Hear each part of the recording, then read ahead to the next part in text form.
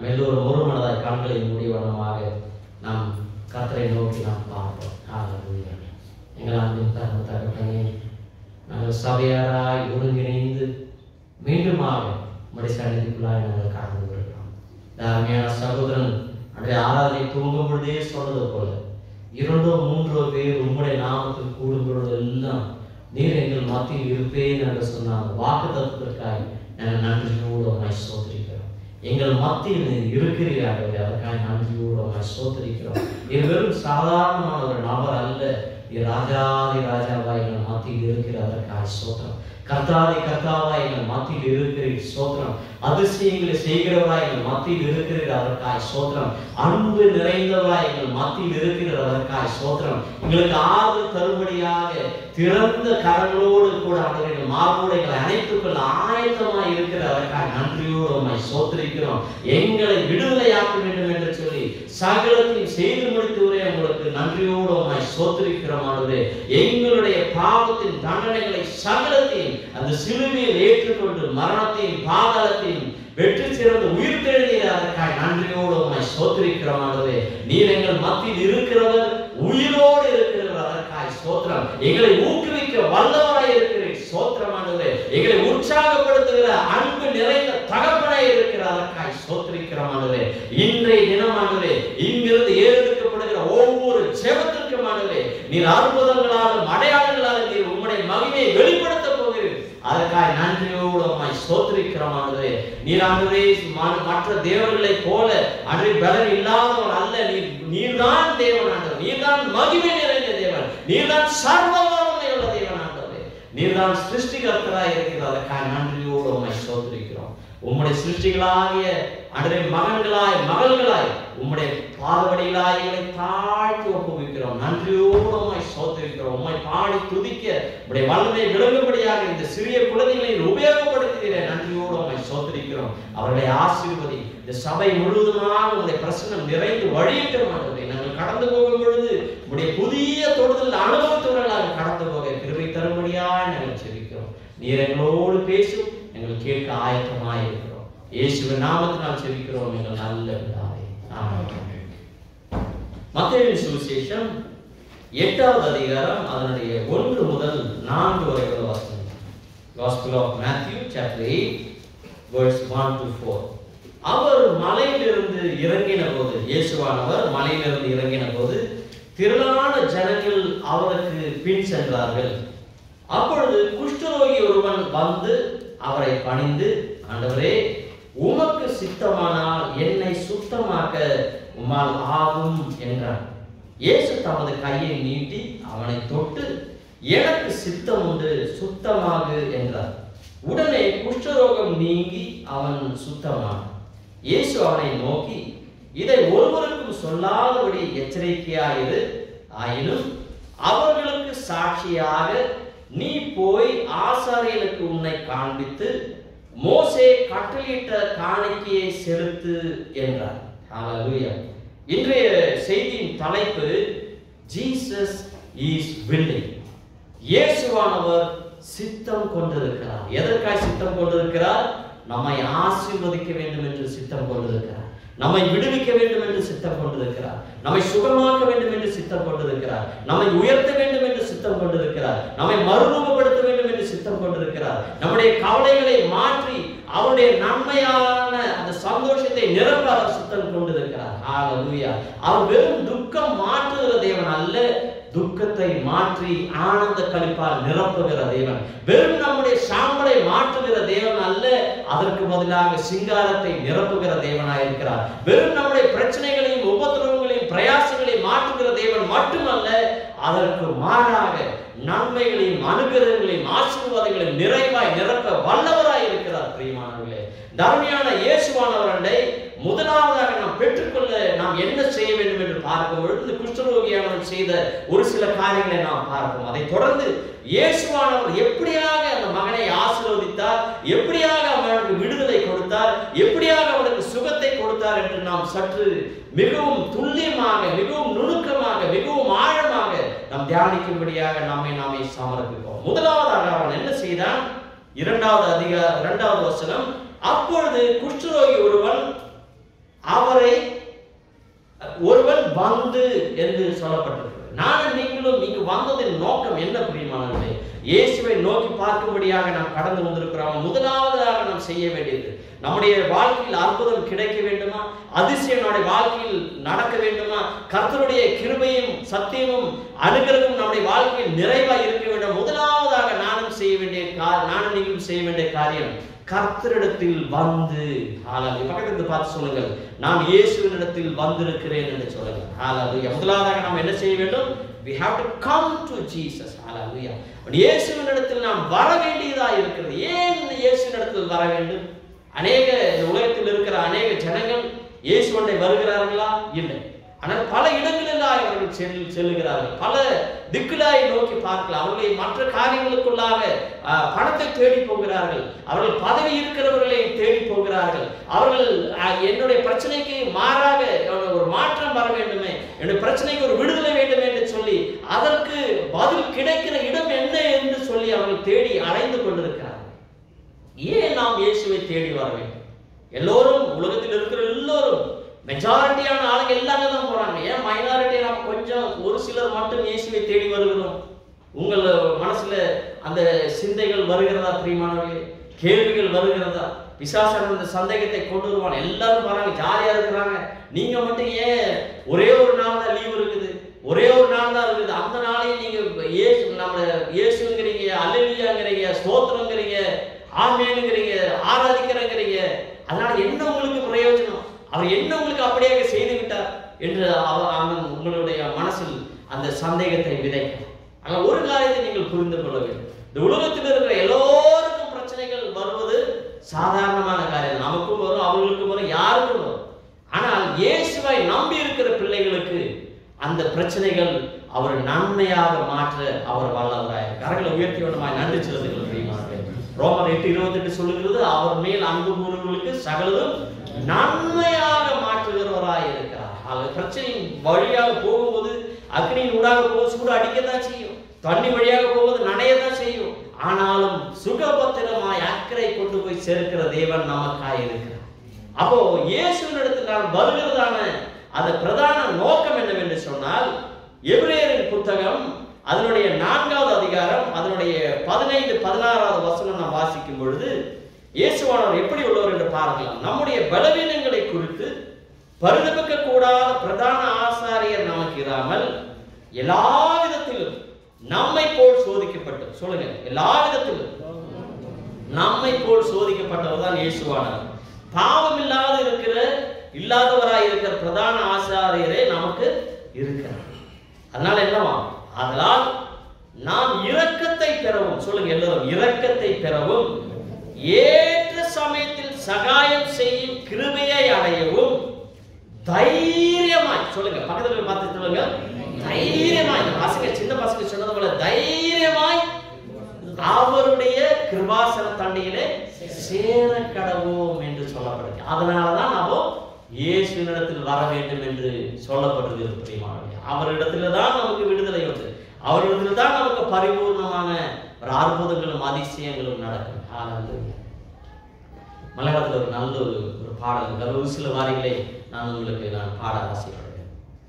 തന്റെ ദേഹമെന്ന തിരശീല ചിന്തിത്തവർ മോക്ഷമാർഗം തുറന്നു. തന്റെ ദേഹമെന്ന തിരശീല ചിന്തിത്തവർ മോക്ഷമാർഗം തുറന്നു. എന്നുള്ളമേ സ്തുതിക്കലിൻ പരനെ തന്നന്മകൾക്കായി സ്തുതിക്കാം സ്തുതിക്കാം എന്നന്തരംഗമേ നന്ദിയോടെ പാടിപ്പുകട്ടാം. எபிரேயர் 10வது அதிகாரம் அதனுடைய 19வது வசனம் சொல்கிறது, ஆகையால் சகோதரரே, நாம் பரிசுத்த ஸ்தலத்தில் பிரவேசிப்பதற்கு இயேசுவானவர் தமது மாம்சமாகிய திரையின் வழியாய் புதிதும் ஜீவனுமான மார்க்கத்தை நமக்கு உண்டு பண்ணினபடியா. அதுதான் நான் பாடுறேன். தன்னுடைய தேகம் என்ற திரைச்சீலையை கிழித்து எனக்கும் உங்களுக்கும் அந்த பரிசுத்த ஸ்தலத்தில் பிரவேசிக்கக்கூடிய மார்க்கத்தை உண்டு பண்ணினவர் இயேசுவானவர். இயேசுவுக்கு நன்றி செலுத்துங்கள் பிரியமானவர். நம்முடைய மார்க்கத்தினால் அல்ல, நம்முடைய நல்ல என்ன சொல்றது கிரியைகளால் அல்ல பிரியமானவர்களே, அதற்கு மாறாக எனக்காக உங்களுக்காக தன்னையே பலியாய் அர்ப்பித்தாரே, அவருடைய சரீரம் கிழிக்கப்பட்ட காரணத்தினால், அதனுடைய திரைசீலையை போன்ற சரீரத்தை கிழிக்கப்பட்டபடியினால் அதன் வழியாக நாம் பரிசுத்த ஸ்தலத்திற்குள்ளாக இயேசுவண்டை கடந்து செல்ல நமக்கு கூடும் என்று இந்த வசனம் ஞாபகப்படுது. 20வது வசனம், அந்த மார்க்கத்தின் வழியாய் பிரவேசிப்பதற்கு அவருடைய இரத்தத்தினாலே நமக்கு தைரியம் உண்டாயிருக்கு. மீண்டும் அங்க என்ன சொல்லப்படுகிறது? ரத்தம் என்ன தருகிறது? நமக்கு தைரியத்தை தருகிறது. இந்த ரத்தம் என்னை கழுவி சுத்திகரிக்க வல்லமை உள்ளதா இருக்கு. எல்லோரும் சொல்லுங்க, இயேசுவின் ரத்தம் என்னை சகல பாவங்களிலிருந்து கழுவி சுத்திகரிக்க வல்லமை உள்ளதா இருக்கிறது. ஹல்லேலூயா. அதனால்தான் நான் இயேசுவின் இடத்தில் வர வேண்டும் என்று சொல்லுகிறேன். அப்ப முதலாவதாக நாம் இயேசுவின் இடத்தில் வர வேண்டும். ஹல்லேலூயா. அப்ப இரண்டாவது என்ன செய்யணும் பாருங்க. அவன் என்ன பண்றான்? குஷ்டரோகி ஒருவன் வந்து அவரை பணிந்து என்று சொல்லுகிறான். இரண்டாவது என்ன செய்கிறான்? அவனை தன்னைத்தானே தாழ்த்துகிறான். ஹல்லேலூயா. அப்ப முதலாவதாக இயேசுவினிடத்தில் நாம் வர வேண்டும்.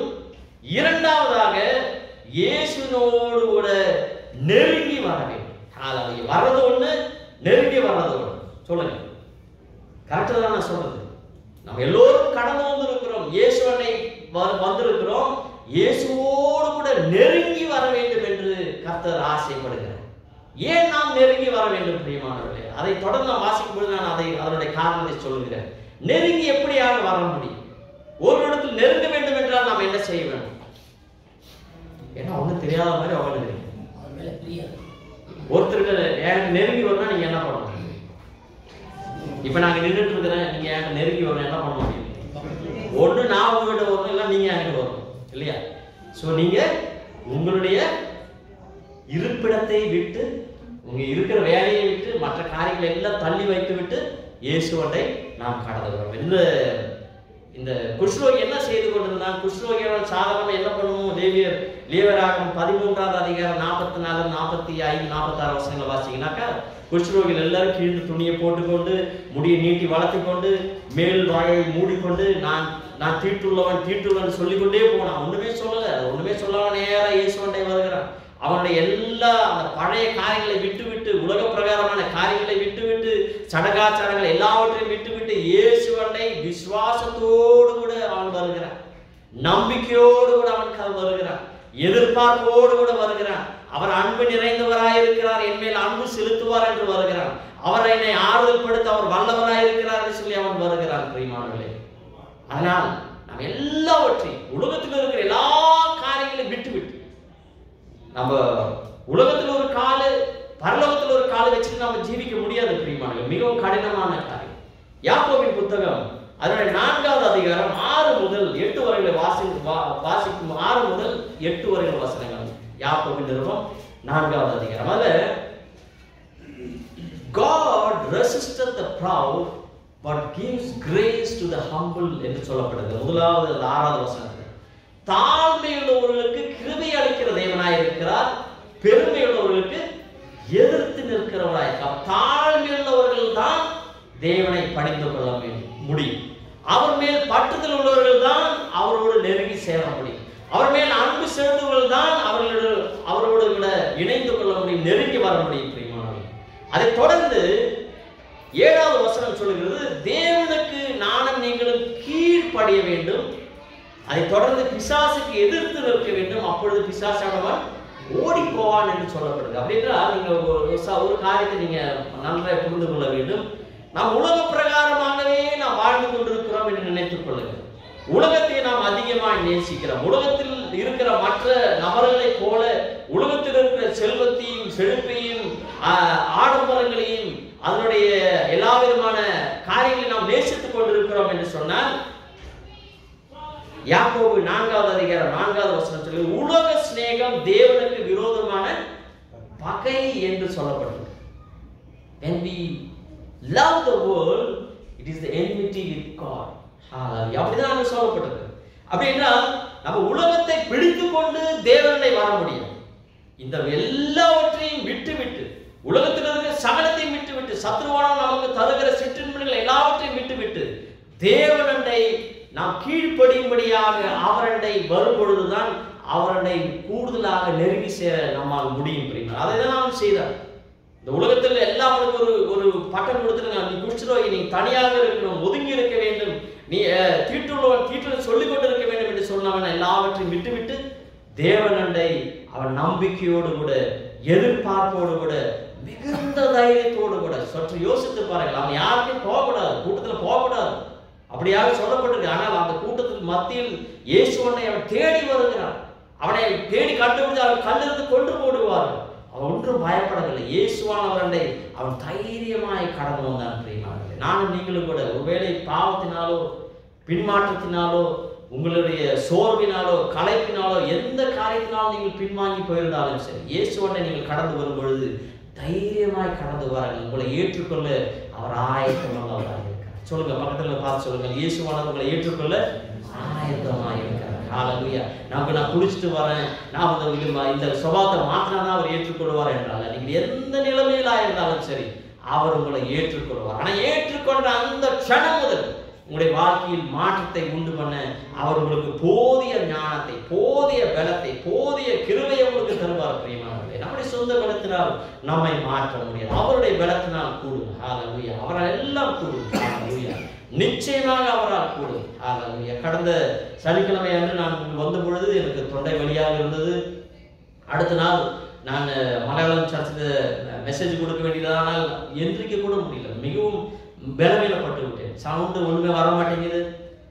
மிகவும் சோர்வடைந்து விட்டேன். சரீர வேதனை, காய்ச்சல் போன்ற அவஸ்தை எல்லாத்தின் மத்தியிலும் கர்த்தர் என்னை அதில் 2-3 நாட்கள் சற்று ஓய்வு எடுக்க வேண்டியதாக இருக்கு. நான் வீட்டிலே தான் இருந்தேன், எங்கேயுமே நான் போகல, சர்ச்சுக்கு போகல, ஆன்லைனில் தான் அட்டன் பண்ண வேண்டியதாக இருந்துச்சு. ஆனால் கர்த்தர் கிருபையா என்னை பலப்படுத்தினார். எப்படியாக பலப்படுத்தினார் பிரியமானவர்களே? அவரண்டை நாம் காத்திருக்கும் பொழுது, அவரண்டை நாம் நெருங்கி சேரும் பொழுது அவர் நம்மை தொட்டு சுகப்படுத்துவார். அது பாருங்க, பணித்தான், அதற்கு தொடர்ந்து சொல்றான் பாருங்க, ஆண்டவரே என்று சொல்லுங்க. அப்ப நாம் பணியும் பொழுது, இயேசுவே நீர் வெறும் மற்றவர்கள் போல ஒரு தேவன் அல்ல, தெய்வம் அல்ல, நீர் ஆண்டவரா, யூ ஆர் மை லார்ட் அப்படின்ற, நீர் என்னுடைய வாழ்க்கைக்கு எல்லாவற்றையும் நீர் பொறுப்புள்ளவராய் இருக்கிறார். உம்மண்டை என்னுடைய வாழ்க்கையை முற்றிலுமாய் ஒப்புவிக்கிற ஆண்டவர். You are the responsible person of father. ஆண்டவரே, நீர் தான் எல்லாவற்றுக்கும் போதுமானவராய் இருக்கிறார் என்று சொல்லி அவனை தன்னைத்தானே அவன் தாழ்த்துகிறான், பணிந்து கொள்ளுகிறான் என்று நாங்கள் பார்க்கிறோம். அவன் மிகுந்த தைரியமாய் கடந்து வந்தான், மிகுந்த தாழ்மையோடு அவரை பணிந்து கொண்டான். அதை தொடர்ந்து அவரை ஆராதிக்கிற விதமாக ஆண்டவரே என்று சொல்லி தன்னை முற்றிலுமாய் அவன் அர்ப்பணிக்கிறதாய் நாம் பார்க்கிறோம். தொடர்ந்து பார்க்கும் பொழுது அங்கு சொல்லுகிறான், உமக்கு சித்தமானால் என்னை சுத்தமாக்க உம்மால் ஆகும் என்றான். அப்படின்னா என்ன அர்த்தம் அப்படின்னா, ஆண்டவரே நான் உங்களை நம்புறேன், ஆண்டவரே உம்மால் ஆகும், என்னை சுத்தமாக உம்மால் ஆகும், ஆனாலும் நீர் சித்தம் கொண்டால் மட்டும் எனக்கு சுத்தம் போதும். நான் சொல்றது புரியுதுங்களா? அவர் அந்த குஷ்டரோகி இயேசுவானவரால் அவனுக்கு சுத்தம் ஆக முடியும், சுகம் கிடைக்கும் என்று அவன் நம்பி இருந்தான். ஆனால் he didn't demand the healing from Jesus. புரியுதுங்களா? எனக்கு நிச்சயமா நீ தந்தை ஆகணும் அப்படின்னு ஒன்று சொல்லணும். ஆண்டவரே உம்மால் சுத்தமாக ஆகும் என்று நான் நம்புகிறேன், ஆனாலும் உமக்கு சித்தமானால் என்னை சுத்தமாக. Hallelujah. If you are willing, O Lord, cleanse me. Hallelujah. எத்தனை பேர் சொல்ல அது அவ்வளவு தைரியம் இருக்கு சொல்லுங்க. விசுவாசம் நிறைந்தவர்கள் தான் அப்படியாக சொல்ல முடியும். ஒருவேளை அப்படி சொல்லிட்டுனா என்ன சுகமாக்கினா என்ன பண்றது? அது அவிசுவாசம். இயேசுவானவருடைய கடந்து வந்த ஒருவரையும் அவர் தள்ளிவிட மாட்டார். கலங்கி வந்த ஒருவரையும் அவர் தள்ளிவிட மாட்டார். இருதய நோக்கி வந்தவர்களே ஒரு நாள் அவர் தள்ளிவிட மாட்டார். பிரியமானவர்களே, இந்த அருமையான சகோதரன் சொல்கிறார், உமக்கு சித்தம் ஆகும், உமக்கு என்னை சுகமாக்க உம்மால் ஆகும் என்று நான் நம்புகிறேன், ஆனாலும் உம்முடைய சித்தம் என்னுடைய வாழ்க்கையில் நடக்கட்டும். நான் பொறுமையோடு இருக்கிறேன். நீ எப்படி வேணாலும் செய்யுங்க, எப்ப வேணாலும் செய்யுங்க, உண்மைதான் நம்பி வந்திருக்கிறேன். இனிமே எனக்கு ஒரு கவலை இல்லை, ஏன்னா நான் உண்மை நம்பி வந்திருக்கேன். நம்ம அருமையான பாடல உண்மை நம்பி வந்தேன்னா வெட்கப்படல பாட்டு போடுவோம். ஆனா நம்ம உண்மையாக நான் நம்பி வர்றோம். பிரியமானவர்களே, பிரச்சனைகள் வரும்போது, போராட்டம் வரும்பொழுது நாம் ஐயோ எனக்கு என்ன ஆகுமோ, அப்படி ஆகுமோ, இப்படி ஆகுமோ என்று சொல்லி அநேக விதமாக நாம் நொந்து போகிறோம். நாம் அநேக வேளைகளில் நாம் அநேக சந்தேகங்கள் நம்முடைய வாழ்க்கையில் எழுதி வரும். ஆனால் இவனுக்கு ஒரு சந்தேகம் இல்லை, உம்மால் சுத்தமாக ஆகும் என்று நான் நம்புகிறேன். ஆனாலும் நீர் சித்தம் கொண்டால் என்னை சுத்தமாக. நானும் நீங்களும் கூட இயேசுவனை கடந்து வருவோம். Don't try to claim your healing or blessing or promise. Instead, நீங்க ப்ராமிசஸ் நீங்க வந்து கிளைம் பண்ணுங்க. அவர் உங்களுக்கு ஒரு சத்தியத்தை, ஒரு வாக்குத்தத்தத்தை கொடுத்துருக்க, நீங்க கிளைம் பண்ணுங்க, பிரச்சனை இல்லை. அவருடைய பிள்ளைகளான நிச்சயமாக நம்ம அதை வாக்குத்தத்தை சொல்லி ஜெபிக்கலாம். ஆனாலும் அவருடைய நெருங்கி சேராமல் இருக்கும் பொழுது, விலகி இருக்கும் பொழுது, நீங்க அப்படி செஞ்சாங்க, அவனுக்கு செஞ்சு எனக்கு செய்யுங்க அப்படின்னு சொல்லக்கூடாது. அதுக்கு பதிலாக ஆண்டவரே நீர் அன்பு நிறைந்தவர், நீர் கிருபை நிறைந்தவர், நீர் இரக்கம் நிறைந்தவர், உங்களுடைய சந்நிதியிலா என்னை நான் அர்ப்பணிக்கிறேன், என்னை நான் தாழ்த்துகிறேன். தாழ்மை எல்லோரும் கிருபை அளிக்கிற தேவனுக்கு நீ சொல்லி இருக்கிறார்களே, என் மேல் கிருபையை காண்பியும் உம்முடைய சத்தியத்தால் என்னை விடுதலை ஆக்க மாட்டவரை என்று சொல்லி அவரிடத்தில் சமர்ப்பிக்கும் பொழுது நிச்சயமாக அவர் உங்களை விடுவிப்பார், நிச்சயமாக உங்களை ஆசீர்வதிப்பார், நிச்சயமாக உங்களை சுகப்படுத்துவார். ஹல்லேலூயா. நம்முடைய வாழ்க்கையில் இருக்கிற எல்லா நோய்களையும், எல்லா பிணிகளையும், எல்லா வேதனைகளையும், எல்லா விதமான பலவீனங்களையும், சுகவீனங்களையும் அவர் வேரோடு கூட பிடுங்கி போட அவரால் கூடும். எத்தனை பேர் விசுவாசிக்கிறீங்க? ஹல்லேலூயா. நாம சிகிச்சைக்கு போகும்பொழுது, தலைவலியில் போகும்போது தலையில கொஞ்சம் பாம் போட்டுக்கிறோம், வயிறு வலினா ஏதாவது நம்ம குடிச்சுக்கிறோம். அந்த மாதிரி ஒவ்வொரு காரியங்களும் நம்ம சூப்பர்ஃபிஷியலா செய்யறோம், புறம்பாக நம்ம சில காரியங்களை செய்கிறோம். நான் ஆழமான பிரச்சனையை மாற்ற வேண்டும் என்று சொன்னால் தேவன் ஒருவரால் தான் கொடுக்கிறேன். அதனால் தேவனை நெருங்கி சேரும்படியாக நாமே தாழ்த்துவோம், அவரை பணிந்து கொள்ளுவோம், அவருடைய சித்தத்துக்கு நம்மை ஒப்புக் கொடுப்போம். கர்த்தர் நிச்சயமாய் நம்மை ஆசீர்வதிப்பார். தொடர்ந்து பாருங்களேன், அவர் நெருக்கமாக வந்துட்டார். இப்ப பாருங்க, நெருக்கமா வந்ததுனால என்ன ஆச்சுன்னா, அவர் இயேசு தமது கையை நீட்டி அவனை தொட்டு என்று சொல்லப்பட்டது. நெருங்கி வந்த பொழுது ஒருத்தர் தொடணும்னா ஒரு 2 அடி 3 அடி தூரத்துல தான் தொட முடியும் இல்லைங்களா? அப்போ அவரை தொட்டு என்றால் அவனுக்கு அவ்வளவு நெருக்கமாக வந்து விட்டார் என்றார். உங்களை தொடும்படியாக கர்த்தர் ஆவலோடுவராய் இங்கு காத்திருக்கிறார். கண்களை மூடிக்கொள்ளுங்க. உங்கள் மேல் அவருடைய ஆணைத்தழுமுள்ள கரங்கள் இப்பொழுது பதிந்து கொண்டிருக்கிறது. உடைய சரீரத்தில் இருக்கிற எல்லா விதமான பலவீனங்களையும் சுகவீனங்களையும் மாற்ற அவருடைய ஆணைத்தழுமுள்ள கரங்களின் தொடுதல் போதுமானதாக இருக்கிறது. வாய்களை திறந்தவனமாய் இயேசுவே என்னை தொடுவதற்காய் நன்றி என்று சொன்னார். இயேசுவானவர் நம் மத்தியில் உலாவிக் கொண்டிருக்கிறார். பரிசுத்த ஆவியானவர் நம் மத்தியில் உலாவிக் கொண்டிருக்கிறார். அவர் நிச்சயமாக நமக்கு சுகத்தையும், பலத்தையும், ஆரோக்கியத்தையும், சௌக்கியத்தையும் கட்டளையிட அவர் வல்லவராய் இருக்கிறார். ஹல்லேலூயா.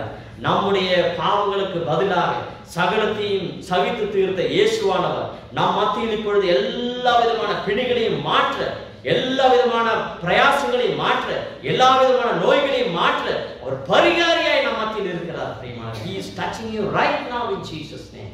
இயேசுவின் நாமத்தில் உங்களை ஒவ்வொருவரையும் தொட்டுக்கொண்டு இருக்கிறார். பெற்றுக்கொள்ளுங்கள் பிரியமானவர்களே.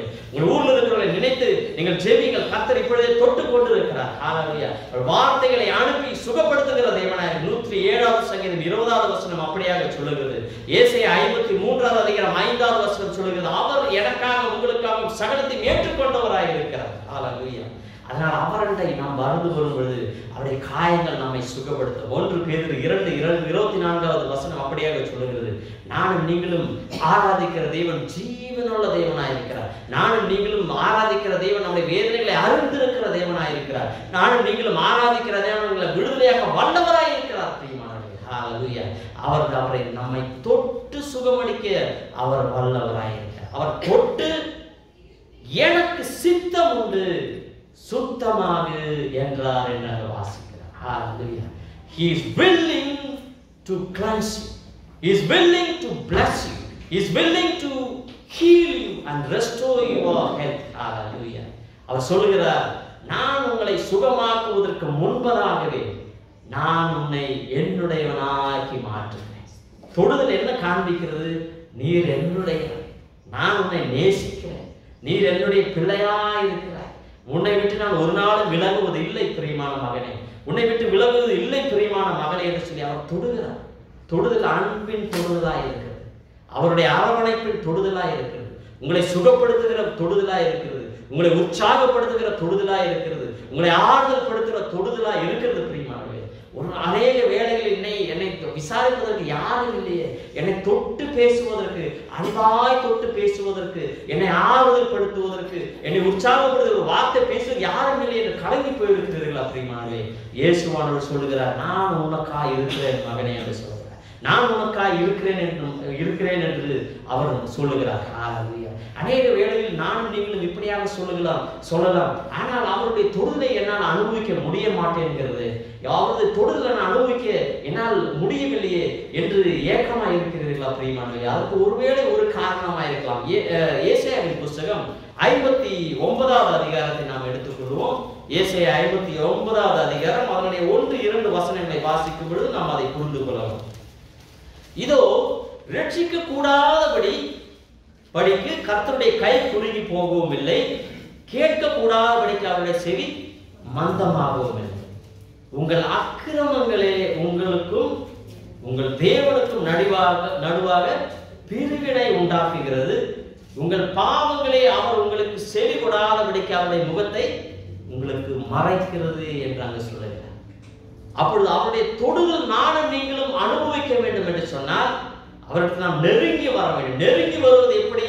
அவர் மேல் இருக்கிற விசுவாசத்தினால் நாம் நெருங்கி வரக்கூடும். ஆண்டவரே, நீர் எனக்காய் சகலத்தையும் அந்த சிலுவையில் சகித்திருக்கிறீர், முடித்திருக்கிறீர், எல்லாவற்றையும் எனக்காய் அந்த பாவத்தின் தண்டனை எல்லாம் நீர் ஏற்றுக்கொண்டீர் என்று நான் விசுவாசிக்கிறேன் என்று சொல்லி அவர் எனக்காக சகலத்தை முடித்து விட்டார் என்று சொல்லி நம்பிக்கையோடு கூட எதிர்பார்ப்போடு கூட நம்முடைய பாவங்களை அறிக்கை செய்யிட்டு அதையெல்லாம் விட்டு விடுகிறேன் என்று சொல்லி அவரை நம்பி நாம் கடந்து வரும் பொழுது அவருடைய தொடுதலை நாம் உணர முடியும் பிரியமானவர்களே. தொடுதல் உணர்வுகளாக அனுபவிக்கிறவர்களாக நாம் கடந்து வர முடியும். இந்த அருமையான குஷ்டரோகியானவன் கடந்து வந்த பொழுது இது நாள் வரை கண்டிராத ஒரு தொடுதலை அவன் அனுபவித்தான். இது நாள் வரை கேட்டிராத ஒரு தொடுதலை அவன் அனுபவித்தான். இது நாள் வரை அவன் நினைத்திராத ஒரு தொடுதலை அவன் அனுபவித்தான். இது நாள் வரை அவன் அனுபவித்திராத விசேஷித்த விதமான வல்லமை நிறைந்த ஒரு தொடுதலை அவன் அனுபவித்தான். அவன் குஷ்டரோகி ஆன அந்த நாள் முதல் இவர் தொடுகிற அந்த நாள் வரை ஒருவரும் அவனை விசாரித்திருக்க முடிந்திருக்கார். யாரும் அவரை தொட்டு இருக்க மாட்டார். ஆனால் இவருடைய தொடுதல் ஒரு விசேஷித்த தொடுதலாக he is willing to touch you. எத்தனை பேர் ஒப்பு கொடுத்தீங்க? ஆண்டவரே என்னை தொடுங்க. உங்களுடைய வேலைகள் ஸ்தலத்தில் அவர் தொடுவார், உங்களுடைய குடும்ப ஸ்தலத்தில் அவரை தொடுவார், உங்களுடைய வேதனையான இடத்தில் அவர் தொடுவார், உங்களுடைய பிடியின் நிலைமையில் அவரை உங்களை தொடுவார் பிரியமான. நீங்கள் ஒப்பு கொடுங்கள் பிரியமான, நீங்கள் விட்டு கொடுக்க வேண்டும். உங்களை விட்டு கொடுக்கும் பொழுது அவர் உங்களை நிச்சயமாக தொட்டு உங்களை சுகப்படுத்துவார் வல்லமையால். அவர் சொல்லுங்க, தொடர்ந்து என்ன சொல்றாரு பாருங்க, எனக்கு சித்தம் உண்டு சுத்தமாகு என்று சொல்லுங்க. அப்ப அவனை சுத்தமாக்குவதற்கு முன்பதாகவே, அவனை சுத்தமாக்கினதற்கு முன்பதாகவே, அவனை சுகமாக்கினதற்கு முன்பதாகவே அவர் அவனை தொட்டார் என்று நாம் பார்க்கிறோம். லேவியருக்கு எழுதின நிருபம் அந்த புத்தகத்தை வாசிக்கும் பொழுது 5வது அதிகாரம் அதில் 3வது வசனத்தை நீங்கள் வாசித்தீர்களா? நீங்கள் இப்படியாக பார்க்கலாம்.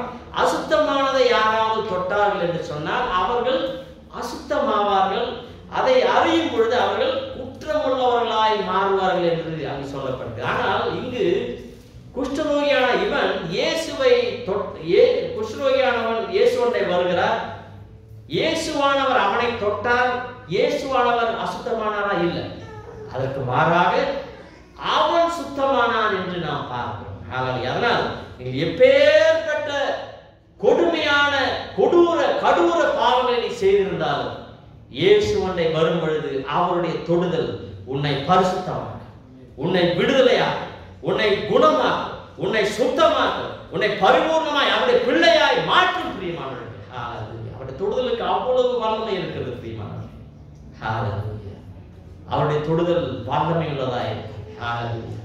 2 ராஜாக்களின் புஸ்தகம் 5வது அதிகாரம் நீங்க வீட்டில் கடந்து வாசித்து பாருங்க. 9 முதல் 14 வரை வசனங்கள் வாசிக்கும் பொழுது நாகமான் என்ற ஒரு சிரியா தேசத்தை படைத்தவன் வருகிறான். எலிஷாவிடத்தில் வந்த பொழுது அவர் சொல்கிறார், நீ அந்த யோர்தான் நதியில 7 முறை மூழ்கி ஸ்நானம் பண்ணு, உன்னுடைய அந்த குஷ்டரோகம் எல்லாம் மாறி நல்ல ஒரு என்ன சொல்றது, அந்த தோல் வியாதியெல்லாம் மாறிவிடும் என்று சொல்லி ஆனது பாருங்க. 7 முறை செய்யணுங்கிறாங்க பாருங்க. ஒரே ஒரு முறை தான் தொட்டார். இந்த சொல்றது புரியுதா? ஒரு தொடுதல் போதும் பிரியமானவர்களே. சொல்லுங்க, எல்லாரும் சொல்லுங்க, இயேசுவின் ஒரு தொடுதல் எனக்கு போதும். அவருடைய ஒரு வார்த்தை எனக்கு போதும். அவருடைய பிரச்சனத்திற்குள்ளாய் நாம் வந்தாலே போதும் பிரியமானவர்களே. அற்புத சுகத்தையும் சௌக்கியத்தையும் அவர் நமக்கு தர வல்லவராக. அப்போ அவங்க எல்லாம் பக்கத்துல வரான். அவர் சுத்தமாயிடுச்சு. அவன் உடனே குஷ்டரோகம் நீங்கி அவன் சுத்தமான. எல்லாரும் சொல்லுங்க, உடனே immediately he was cleansed from the leprosy. அவர் தொட்ட அந்த க்ஷணத்திலே, அந்த வினாடியிலே, எனக்கு தெரியல இங்கிலீஷ்ல எப்படி சொல்றது, maybe in that instance he got immediately he got cleansed. அந்த க்ஷணத்திலேயே அவனுக்கு சுகம் கிடைத்தது என்று பாருங்க. சுகம் கிடைத்ததுக்கு பிறகு அவர் என்ன சொல்றாரு பாருங்க, ஒருவருக்கு சொல்லாதீங்க அப்படின்னாக்கா பார்க்கறவங்களாம் சொல்லிட்டு நடக்காதீங்க. அதுக்கு மாறா நீங்க சபையில போய் ஆசாரியனிடத்தில் காண்பி என்று சொல்லுகிறார். அதை தொடர்ந்து அந்த மற்ற ஜனங்களுக்காக சாட்சியாக இருக்கும்படியாக ஆசாரியனிடத்தில் காண்பி, நீ சுகமாக ஆனா என்று காண்பி.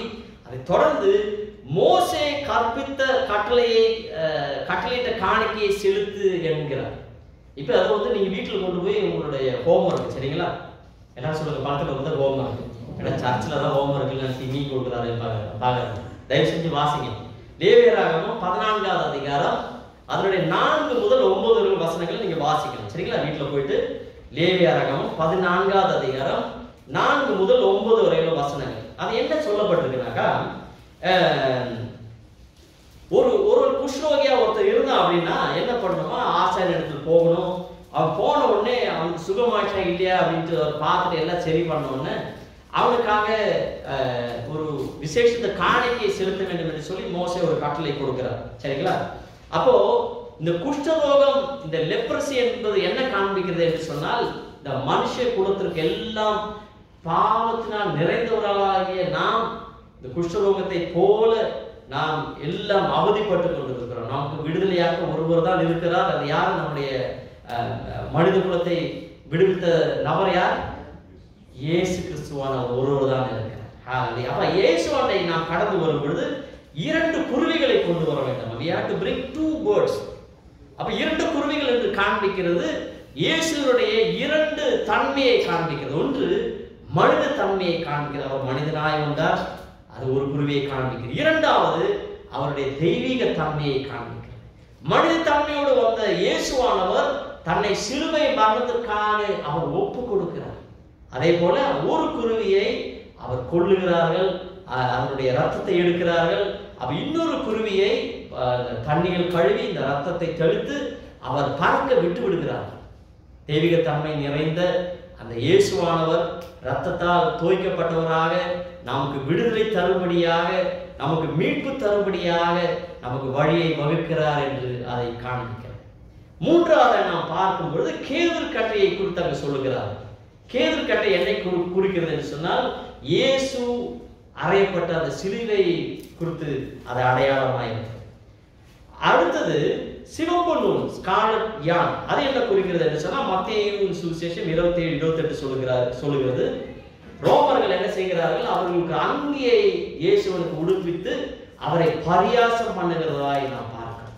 நம்முடைய பரியாசங்களையும் நம்முடைய நிந்தைகளையும் நம்முடைய எல்லா அவமானங்களையும் இயேசுவானவர் ஏற்றுக்கொண்டார் என்ற அடையாளம் தான் அது. அடுத்தது ஈசோப்பினால் அவர்கள் சுத்திகரிக்கும்படியாக அவர் சொல்றார். ஈசோப்பு என்று சொன்னால் நமக்கு எல்லாருக்கும் தெரியும்.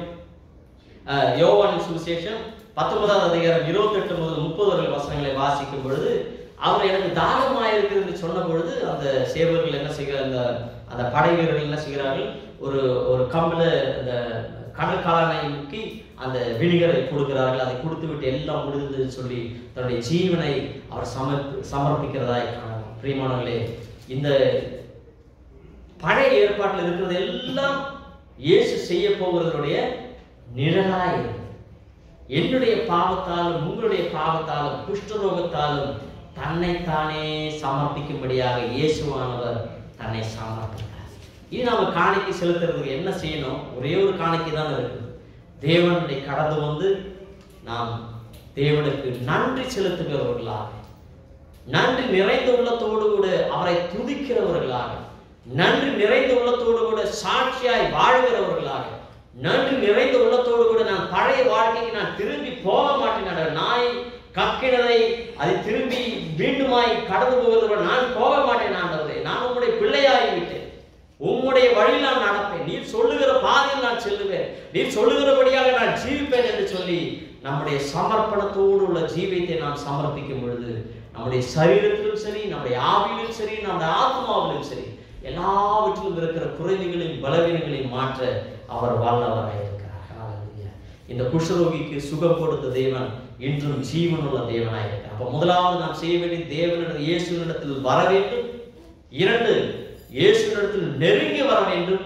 3வது நாம் செய்ய வேண்டியது இங்க சொல்லப்பட்டிருக்கிறது மோசே சொன்னபடி காணிக்கை, அதற்கு பதிலாக நாம் செய்ய வேண்டியது இயேசுவை துதிக்கவும் அவருக்கு நன்றி செலுத்தவும் அவருடைய மகிமைக்காக சாட்சியாய் வாழவும் நாம் அர்ப்பணிக்கும் பொழுது நம்முடைய வாழ்க்கையில் இருக்க எல்லா விதமான சுகவீனங்களும் எல்லா பலவீனங்களும் கர்த்தர் நிச்சயமாய் மாற்றி போடுவார். நாம் எல்லோரும் சேர்ந்து எழுதி நிற்போம்.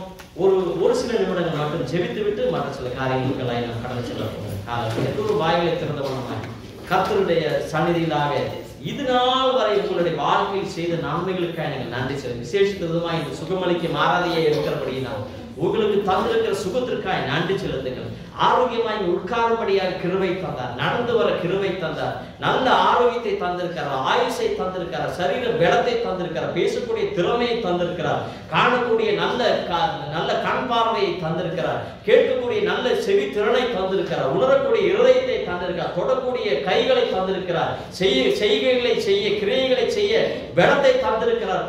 நடக்கக்கூடிய செல்ல வேண்டிய இடங்களில் சென்று சேரக்கூடிய கால்களை தந்திருக்கிறார், ஞானத்தை தந்திருக்கிறார், கிருபைகளை தந்திருக்கிறார், உணர்வை தந்திருக்கிறார். எல்லோருக்கும் நன்றி செலுத்துங்கள். வாய்களை திறந்தவனமாய் நன்றி செலுத்துங்கள். ஆண்டவரே, இவ்வளவு நீங்கள் நன்மைகளை தந்திருக்கிறீங்க ஆண்டவரே. என்னுடைய நல்ல விதமான சரீரத்தை நல்ல விதமாய் பாதுகாத்துக் கொள்ள கிருபை தந்திருக்கிறீரே ஆண்டவரே.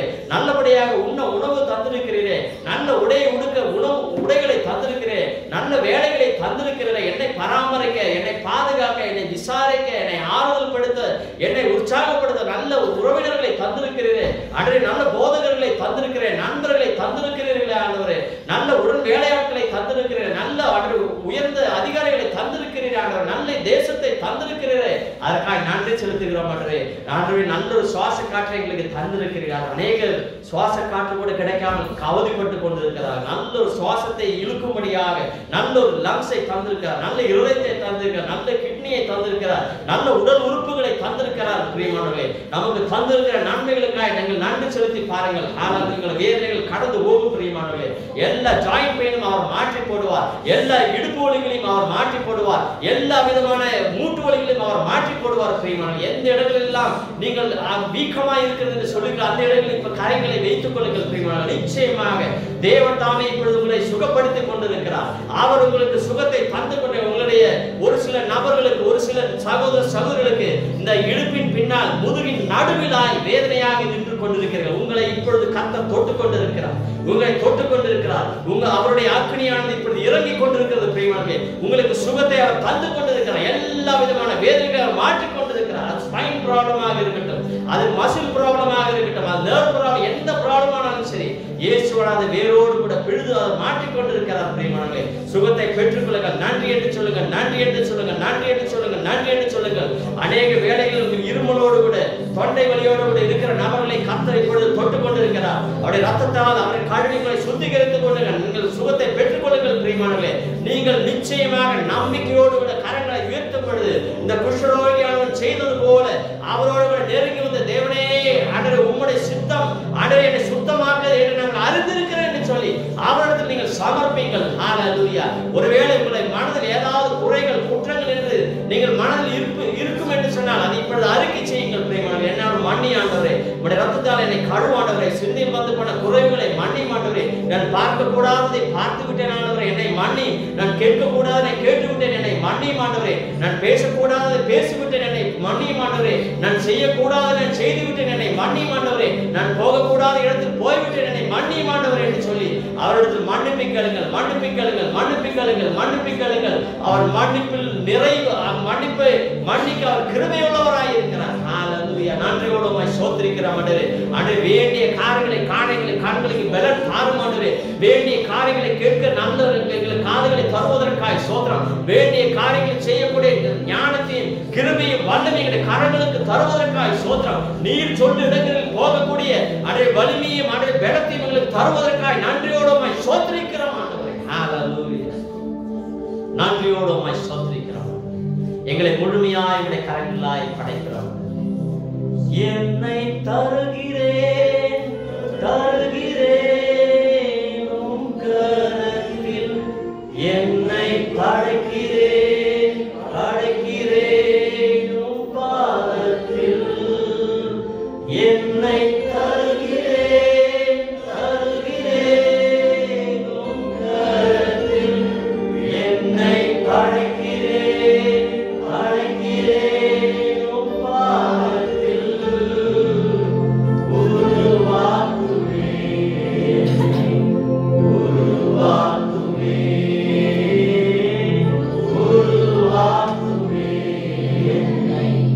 உருவாக்குமே இந்த நாளில் செய்யுமே, இறங்கி வந்து செய்யுமே, இந்த நாளில் செய்யுமே, இறங்கி வந்து செய்யுமே, ஒரு அற்புதம் இந்த நாளில் செய்யுமே, ஒரு அற்புதம் இந்த நாளில் செய்யுமே. ஹalleluya. கரங்களை ஹalleluya. ஆண்டவரே, நன்றி செலுத்துகிறோம். நன்றி செலுத்துகிறோம். எங்கள் மத்தியில் உணவை கொடுப்பதற்காக, எங்களை ஒவ்வொருவரையும் கொண்டு கொண்டிருப்பதற்காக ஸ்தோத்திரம். எல்லா நோய்களையும் மாற்றிக் கொண்டிருப்பதற்காக ஸ்தோத்திரம். எல்லா பிடிகளையும் மாற்றிக் கொண்டிருப்பதற்காக ஸ்தோத்திரம். எல்லா வேதனைகளையும் மாற்றிக் கொண்டிருப்பதற்காக ஸ்தோத்திரம். எல்லா காய்ச்சல்களையும் மாற்றிக் கொண்டிருப்பதற்காக ஸ்தோத்திரம். எங்கள் உச்சம் தலை முதல் உள்ள கால் வரை இயேசுவின் ரத்தத்தால் கழுவி சுத்திகரிப்பதற்காக ஸ்தோத்திரம் ஆண்டவரே. இன்று ஆண்டவரே ராத்திரி நாங்கள் கடந்து போகும் பொழுது புதிய பலத்தோடு, ஒரு புதிய கிருபையோடு போக எங்களுக்கு ஆண்டவரே நீ கிருபையின் மேல் கிருபை எங்களுக்கு தருவதற்காக ஸ்தோத்திரம். எங்களை தொட்டு சுகப்படுத்துவதற்காக ஸ்தோத்திரம். உடைய வார்த்தை அனுப்பியுடைய உறவினர்களை ஆண்டவரே உற்றார்களை ஆசீர்வதிப்பதற்காக, பலப்படுத்துவதற்காக, விடுவிப்பதற்காக ஸ்தோத்திரம் ஆண்டவரே. ஹalleluya. நன்றியோடு உம்மை ஸ்தோத்திரிக்கிறோம் ஆண்டவரே. நன்றியோடு உம்மை ஸ்தோத்திரிக்கிறோம். மருத்துவமனையில் இருக்கிற அருமையான சகோதரிக்கு நாங்கள் ஸ்தோத்திரிக்கிறோம் ஆண்டவரே. அந்த கண் பார்வை இழந்த அந்த அருமையான மகளை தொடுவதற்காக ஸ்தோத்திரம். இயேசுவின் நாமத்தினால் நாங்கள் சதையாய் ஒருங்கிணைந்து ஜெபிக்கிறோம் ஆண்டவரே. அந்த மகளுடைய பரிபூர்ண சுகத்தை, அந்த ஸ்ட்ரோக்கின் நிலைமையை மாற்றி கொடுக்கும்படியாக நாங்கள் ஜெபிக்கிறோம் ஆண்டவரே. அன்றைய ஆட்படுத்துவதற்காக விசேஷமாய் ஜெபிக்கிறோம். சகல பலவீனங்களை இயேசுவின் நாமத்தினால் மாற்றி கொடுப்பதற்காக ஸ்தோத்திரம் ஆண்டவரே. உரவா சாதனை ஹalleluya. ஹalleluya.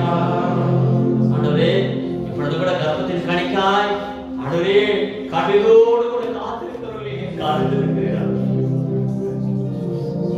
இஸ்ரவேலர்களின் மத்தியில் மலடியாய் யாரும் இருப்பதில்லை என்று உம்முடைய வசனம் சொல்லுகிறார்.